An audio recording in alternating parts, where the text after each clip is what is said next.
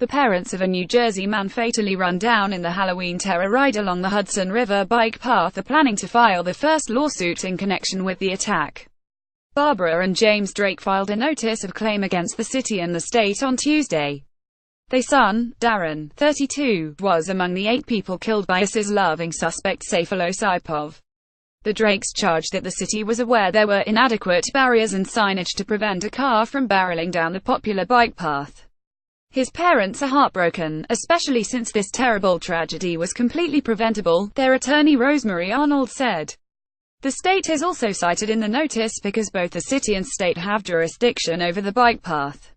Andrew Savulik, New York Daily News. Police issued around 50 summonses last year to drivers who drove on the path, rather than the West Side Highway, Arnold said.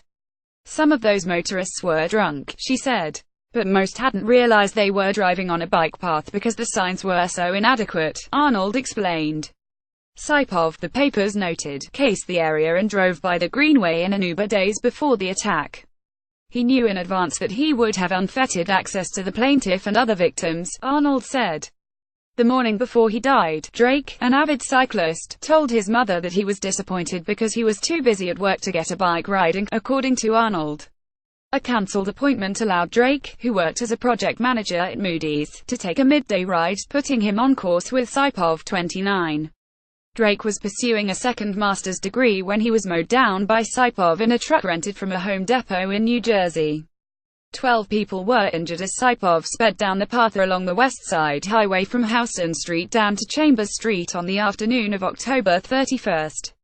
Saipov has allegedly pledged loyalty to ISIS and shouted Allahu Akbar, God is great, after the carnage. Since the bloodshed, protective barriers have been installed along the path. James Keevom, New York Daily News. Drake, an only son, lived with his parents in the New Milford home. He had a bachelor's degree in political science from Rutgers University and a master's degree in business administration from Fairleigh Dickinson University. He was working toward a second master's at Stevens Institute of Technology. The Drakes plan to use any money they win through the case to establish a foundation to provide grants for higher education in their son's name, their attorney said.